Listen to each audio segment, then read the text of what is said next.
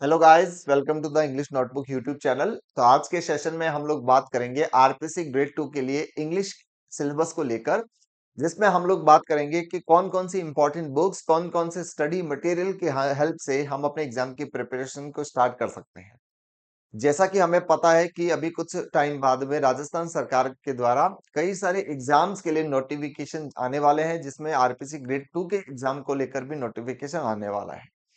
तो नोटिफिकेशन का वेट न करते हुए हम अभी से अपनी एग्जाम की प्रिपरेशन को हम स्टार्ट कर दें तो ये हमारे लिए बेटर रहेगा। आप लोग जानते हैं कि day by day competitive exams काफी डिफिकल्ट होते जा रहे हैं, नंबर ऑफ कैंडिडेट्स बढ़ते जा रहे हैं, एग्जाम का लेवल बढ़ता जा रहा है। तो हमें अपनी एग्जाम की प्रिपरेशन के लिए एक सफिशिएंट अमाउंट ऑफ टाइम चाहिए, जिसमें खूब सारी प्रैक्टिस भी हमें करनी होती है, सिलेबस को भी कवर करना होता है।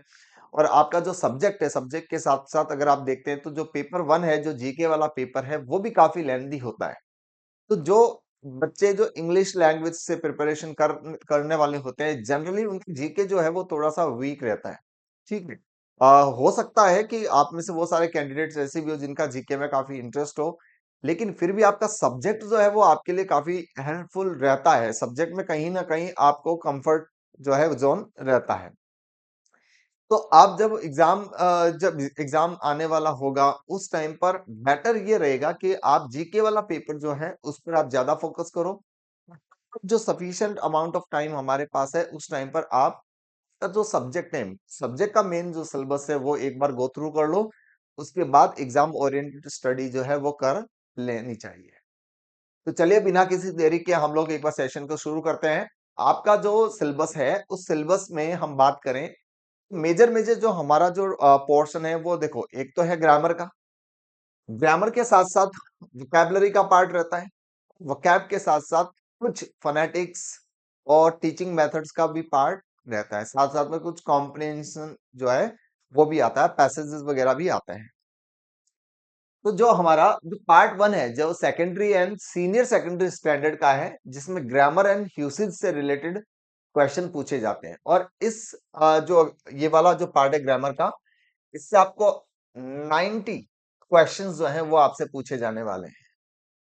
तो जिसमें देखो आपके पार्ट्स ऑफ स्पीच है, nouns, verb, adjectives, adverbs, articles, determiners, tenses, preposition, models, degrees, subject verb agreement, subordination and coordination, compound, complex, conditional sentences, transformation of sentences, affirmative, negative, interrogative, active, passive, direct, indirect, ये सारा का सारा grammar का जो portion है। ठीक है। ये वाला जो ग्रामर का पार्ट है, इसको अच्छे से प्रिपेयर करने के लिए हमारे पास दो बुक्स है। दो बुक मैं आपको रेकमेंड करना चाहूंगा। एक बुक जो high school English grammar and composition, काफी सारे बच्चों को इस बुक के बारे में पता है, काफी फेमस बुक है, रेनिन मार्टिन। ठीक है। इस बुक को अगर आप अच्छे से कंसल्ट कर ले, हर एक सेंटेंस का अच्छे से आप एनालिसिस करते हैं, आप जब इस बुक को पढ़ोगे आप देखोगे कि ये बुक जो है वो काफी कई सारे पार्ट्स में डिवाइडेड है। जिसके अंदर एक ग्रामर का भी पोर्शन है, जिसमें आगे वोकैब का भी पोर्शन होता है, जिसमें हमारे जो और आगे की जो रीडिंग स्किल्स होती है उसका भी पार्ट कुछ दिया हुआ है। अभी काफी टाइम है, इस बुक को कम से कम, इस बुक को आपको डिटेल में स्टडी करनी चाहिए। बहुत आरपीसी क्या करती है, इन बुक से ही जो क्वेश्चन सेंटेंस जो है वो लेकर उससे क्वेश्चन बनाकर आपसे एग्जाम में पूछा जाता है, पूछ लेती है। इस बुक के बाद आपको और अच्छी प्रैक्टिस करने के लिए ये काफी एक अच्छी बुक और है, प्रैक्टिकल इंग्लिश ग्रामर, जो टॉमसन एंड मार्टिनेट। ये बुक जो है रेफरेंस बुक है, इसमें भी काफी अच्छा सा कंटेंट दिया हुआ है, काफी बहुत डिटेल में हर एक चीज जो है वो रेफरेंस के फॉर्म में, छोटे छोटे पार्ट्स के फॉर्म में जो है वो एक्सप्लेन कर रखी है। तो मेरे अकॉर्डिंग, माई ओपिनियन, ये बुक जो है वो भी आपके लिए काफी इंपॉर्टेंट रहने वाली है। इस बुक को, दोनों बुक्स को आपको अच्छे से कंसल्ट करनी चाहिए, दोनों बुक्स को अच्छे से डिटेल में स्टडी करनी चाहिए। ये जो बुक है आपकी, आप प्रैक्टिकल इंग्लिश ग्रामर देखो, इस वाली बुक में तो इसकी एक्सरसाइज दे रखी है साथ में। ये बुक जो है एक्सरसाइज दे रखी है इसके। जब आप बुक परचेस करोगे तो इसकी आपको की भी अलग अलग से परचेस करनी होगी। ठीक है। इस बुक के अंदर कई सारी एक्सरसाइजेस दे रखी है। उन एक्सरसाइजेस की जो उसका जो सोल्यूशन है, वो सोल्यूशन यानी एक अलग से बुकलेट फॉर्म में दे रखा है जो आप परचेस कर सकते हैं। इसके बाद अ प्रैक्टिकल इंग्लिश ग्रामर, ये बुक जो दे रखी है, इस बुक को जब आप परचेज करते हैं तो इसके साथ में दो प्रैक्टिस बुकलेट और मिलेगी आपको। ठीक है, हाँ, अलग से उसको परचेस करना होगा। दो पतली पतली प्रैक्टिस बुकलेट्स आपको और मिलेगी, उसको भी अगर आप साथ परचेस कर लें और अच्छे से प्रैक्टिस करें तो चीजें आपके लिए ग्रामर में ये मान के चलो कि कहीं भी आप रहने वाले पीछे नहीं हो। अब ये दो बुक मैं देखो दो बुक रेकमेंड करूंगा आपको, ये दोनों बुक कंसल्ट करनी है, और दो के अलावा अगर आपको और आगे कहीं जाना हो तो एक जेसी नेस्फील्ड, जेसी नेस्फील्ड की बुक और आती है, जो मैकमिलन पब्लिकेशन की बुक आती है, ये तीन बुक आप कंसल्ट कर सकते हैं। इसके अलावा ग्रामर में आपको प्रैक्टिस के अलावा आपको और कहीं भी किसी दूसरी बुक पर जाने की जरूरत नहीं है। बुक काफी जैसे आपको इजी लग रहा होगा, दो से तीन बुक पढ़नी है, लेकिन इनको भी डिटेल में पढ़ोगे तो काफी सारा टाइम आपको लगने वाला है। हर एक सेंटेंस की स्टडी करो, हर एक चैप्टर को डिटेल में पढ़ो, उसकी प्रैक्टिस करो, तो काफी सारा टाइम इन बुक्स को, तीनों बुक्स को कवर करने में आपको लग जाएगा। इन तीनों बुक्स को पढ़ने के बाद जो आपका नेक्स्ट है, phrasal verbs, proverbs, idiomatic expressions, words often misspelled and confused, synonyms and antonyms, ये जो पार्ट्स है, जो वोकैब वाला पार्ट है, अब वोकैबलरी जो है उसमें थोड़ा सा लक फैक्टर काम आता है, और अक्सर जो हमारे जो स्टूडेंट्स है जो प्रिपरेशन कर रहे होते हैं, मैंने देखा है और ये आप लोग भी जानते हैं कि वो स्टूडेंट ग्रामर को अच्छे से पढ़ता है, लिटरेचर वाले पार्ट को डिटेल में स्टडी करता है, फोनेटिक्स को पढ़ता है, हर एक टॉपिक की अच्छे से प्रैक्टिस करता है, लेकिन वोकैबलरी में वो सिर्फ और सिर्फ चांस लेता है। एग्जाम में जाकर वो डायरेक्ट एनकाउंटर करता है, वहां वो रिस्क लेकर वो क्वेश्चन को सेलेक्ट आंसर को सेलेक्ट करता है। अभी आपके पास टाइम है, अभी से चीजों को डे बाय डे डेली कुछ पढ़ना स्टार्ट करो।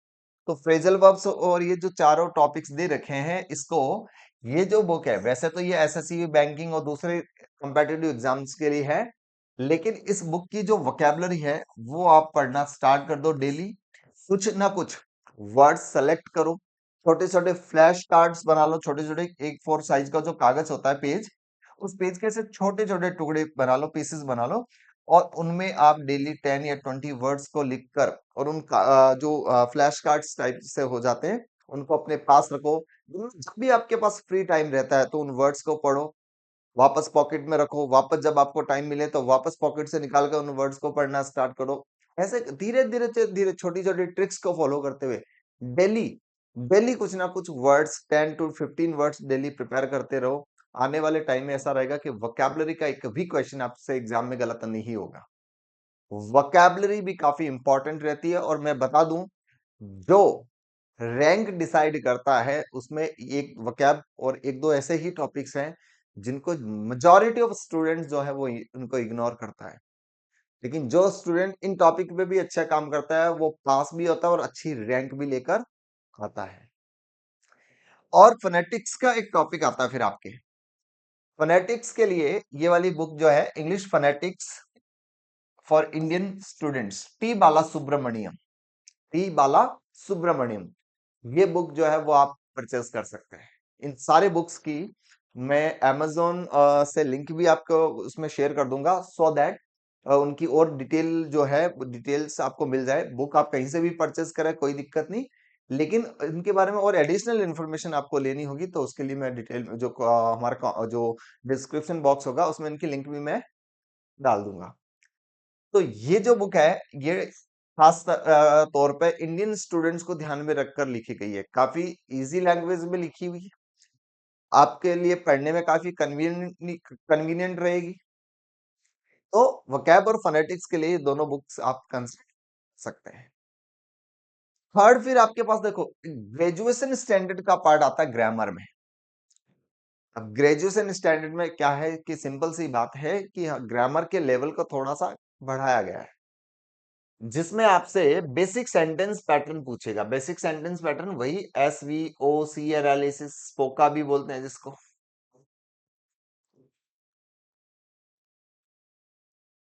उसमें phrase analysis in terms of MHM modifier, headword modifier, close analysis, reading comprehension और पोएट्री अप्रिशिएशन।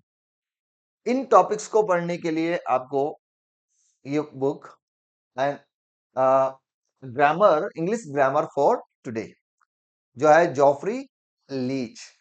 काफी अच्छी बुक है। एक इंग्लिश लैंग्वेज के स्टूडेंट होने के नाते वैसे भी आपको इस बुक को पढ़ना चाहिए, लेकिन आपके सिलेबस को भी कवर करता है, तो ये एक तरह से चेरी ऑन द केक है। काफी काफी इंपॉर्टेंट बुक आपके लिए रह जाती है। तो इस बुक के अंदर आपके जितने भी क्लोज एनालिसिस, फ्रेज एनालिसिस, जो डिटेल ग्रामर दे रखी है, वो काफी अच्छी ग्रामर देख रखी है। इस बुक को पढ़ना आपके लिए काफी मैंडेटरी होता है, क्योंकि ये ग्रेजुएशन लेवल वाले जो पार्ट है उसको कवर करता है। हाँ, रीडिंग कॉम्प्रिहेंशन के बारे में ज्यादा इसमें नहीं मिलने वाला। उसके लिए आपको इंटरनेट की हेल्प लेकर कुछ प्रैक्टिस करनी होगी, कुछ प्रीवियस ईयर के पेपर से, कुछ गाइड से भी आपको कंटेंट लेकर इनको पढ़ना होगा। बाकी जो टॉपिक है 1 2 3 और 5 वो आपको इसमें मिलेगा। इसके बाद जो आपका इंडियन लिटरेचर, सॉरी लिटरेचर वाला पार्ट है, ठीक है। अब लिटरेचर में देखो क्या क्या, acquaintance with literary forms and devices, figures of speech के बारे में पूछा, जिसमें कुछ फिगर ऑफ स्पीच आप स्क्रीन पर देख पा रहे हैं। ये कुछ इंपॉर्टेंट फिगर ऑफ स्पीच जो एग्जाम में है, ये पूछे जाएंगे। इनके साथ साथ an acquaintance with major literary periods, literary eras के बारे में पूछा जाएगा। हिस्ट्री ऑफ इंग्लिश लिटरेचर के बारे में, जिसमें ये दे रखे हैं, देखो, renaissance, metaphysical, Jacobean, neo classical, romantic, Victorian, modern और पोस्ट मॉडर्निज्म। ऑलमोस्ट 90% लिटरेचर जो हिस्ट्री है वो पूछी गई है। और इसके साथ साथ कुछ लिटरेरी मोमेंट्स और हैं, इनके बारे में भी पूछा गया है, जैसे रोमांटिसिज्म हुआ, गोथिक हुआ, प्री राफेलाइट मोमेंट हुआ, रियलिज्म हुआ, एग्जिस्टेंशियलिज्म हुआ, उनके बारे में भी पूछा जाएगा। ये सारा का सारा पार्ट कवर करने के लिए आपको ये बुक पढ़नी होगी, glossary of literary terms, M H Abrams. But मैं फिर कह रहा हूं कि मेहनत ऐसी करो जो स्मार्ट वर्क हो, स्मार्ट वर्क, स्मार्ट स्टडी करो, आपका रिजल्ट पॉजिटिव आएगा, को डेफिनेटली सक्सेस मिलेगी। तो ज्यादा हम स्ट्रेस में भी नहीं जाएंगे। अभी इनिशियल लेवल पे क्या करना है, ये बुक जो है ग्लॉसरी ऑफ लिटरेरी टर्म्स, इसमें A to Z लिटरेचर एक डिक्शनरी फॉर्म में जो है दिया हुआ है। अभी आपको क्या करना है, जो ये टॉपिक्स जो दिए हुए हैं, ये वाले टॉपिक्स, इनको अल्फाबेटिकल ऑर्डर में आप यहाँ पर ढूंढ लोगे। तो ये टॉपिक्स आपको इस वाले डिक्शनरी से कह दें या इस बुक से कंसल्ट करना है, इस बुक से अच्छे से प्रिपेयर करना है, उनके नोट्स बनाओ, ठीक है। और साथ साथ सेम यही टॉपिक आप इंटरनेट की हेल्प लेकर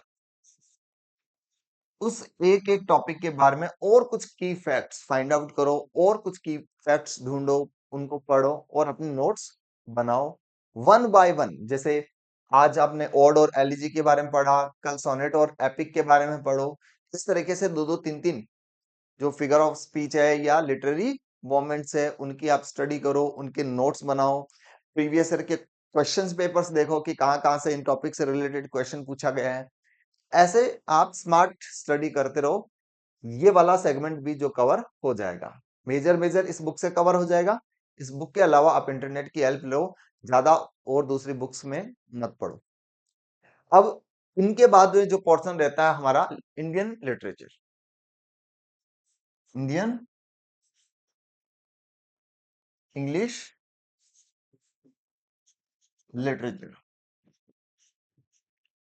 अब यहाँ देखो, बुक्स इंडियन इंग्लिश लिटरेचर पर बहुत सारी है, लेकिन उन बुक्स को पढ़ना इट मींस उसमें कंटेंट जो है वो आपका ऑलमोस्ट 20% कंटेंट ही आपके लिए यूजफुल रहेगा। तो उस 20% कंटेंट को पढ़ना, उसके लिए एक पूरी बुक को पढ़ना, वो एक कहीं हेडेक। हाँ, नेट की आप अगर नेट के लिए प्रिपरेशन कर रहे हैं, हायर स्टडीज के लिए आप जा रहे हैं, तो आप पढ़ सकते हो। लेकिन अभी हमारा काम क्या है, सिलेबस में ये राइटर्स दिए हुए हैं, तो आप इन राइटर्स के बारे में आप इंटरनेट से पढ़ें। विकिपीडिया पर आपको ऑलमोस्ट इन सारे राइटर्स के बारे में आपको अच्छे से इंफॉर्मेशन मिल जाएगी। इन राइटर्स के बारे में पढ़ते वक्त देखो आपको क्या क्या ध्यान रखना है, जैसे इन राइटर का बर्थ कब हुआ, इनकी डेथ कब हुई, ये राइटर किसी पर्टिकुलर मूवमेंट से जुड़े हुए हैं अगर हैं, तो उस मूवमेंट के बारे में, इस राइटर को अगर कोई अवार्ड मिला है तो उस अवार्ड के बारे में, इनके मेजर वर्क्स, और जो इनके मेजर वर्क्स हैं उनके कुछ इंपॉर्टेंट कैरेक्टर्स, इंपॉर्टेंट कैरेक्टर्स। ठीक है, ये भी पूछ लिया जाता है। क्या करोगे आप, जैसे आपने एक टॉपिक लिया रविंद्रनाथ टैगोर, आप ये देखेंगे रविंद्रनाथ टैगोर का बर्थ कहाँ हुआ, डेथ कहाँ हुई, कहाँ से बिलोंग करते हैं, इंडिया में भी कहाँ से बिलोंग करते हैं। रविंद्रनाथ टैगोर बंगाल से बिलोंग करते थे। रविंद्रनाथ टैगोर जो है इनको 1913 में 1913 में इनकी बुक फेमस जो पोएटिक कलेक्शन था गीतांजलि, सॉन्ग्स ऑफरिंग, गीतांजलि के लिए रविंद्रनाथ टैगोर को 1913 में नोबेल प्राइज मिला। जब ऐसे डिटेल पढ़ते हो तो उनसे रिलेटेड और भी इंफॉर्मेशन आप वहां पर ढूंढ लोगे।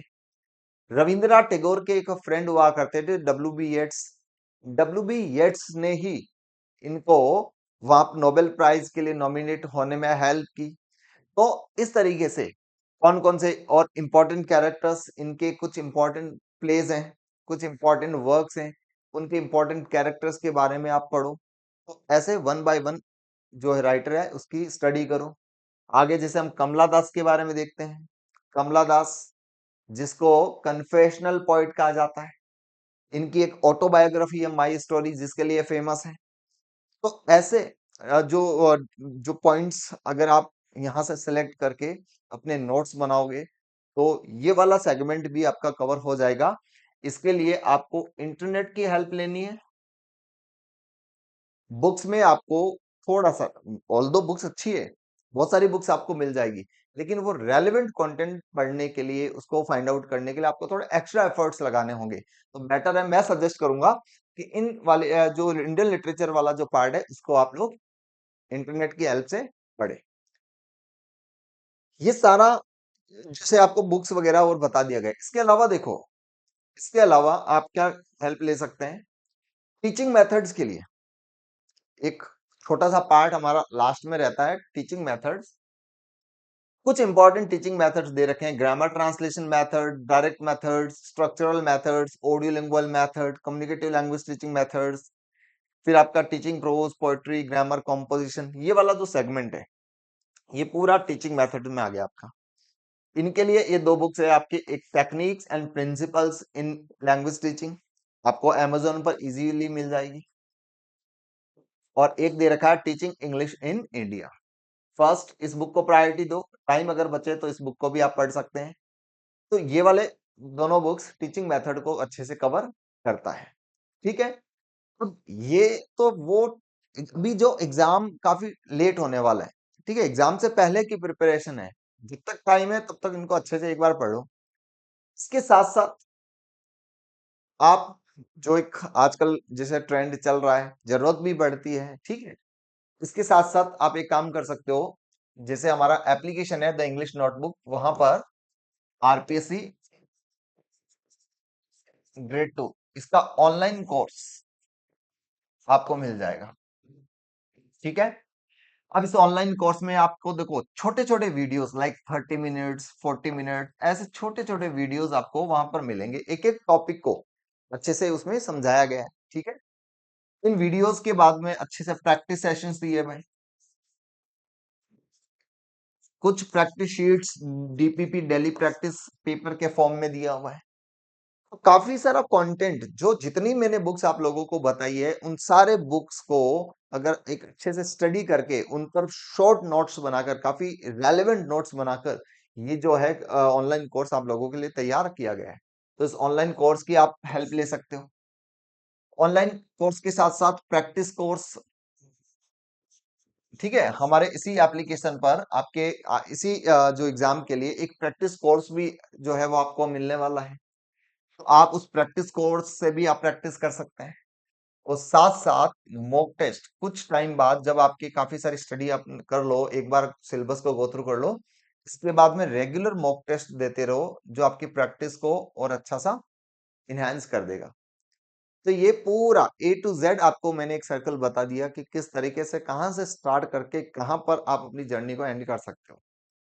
तो सारे इंपॉर्टेंट बुक्स बता दी, ऑनलाइन कोर्स के रिसोर्सेज बता दिए, तो आप इनको भी स्टार्ट कर दो। बाकी किसी तरह का कोई डाउट हो, कुछ इंक्वायरी हो, कुछ हेल्प हो, तो उसके लिए आप मुझसे कांटेक्ट कर सकते हो।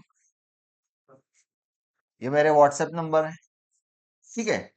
आप व्हाट्सएप मुझे भेजकर आप मुझसे कोई भी डाउट वगैरह हो वो पूछ सकते हो, जैसे ही मैं क्लासेस से फ्री होता हूँ या जो तो मैं डेफिनेटली आपको जो है आपके प्रॉब्लम का सलूशन मैं दूंगा। तो best wishes for the future. Exam को अच्छे से, अभी जो टाइम है इसमें आप अच्छे से प्रिपेयर करना स्टार्ट कर दो। All the best.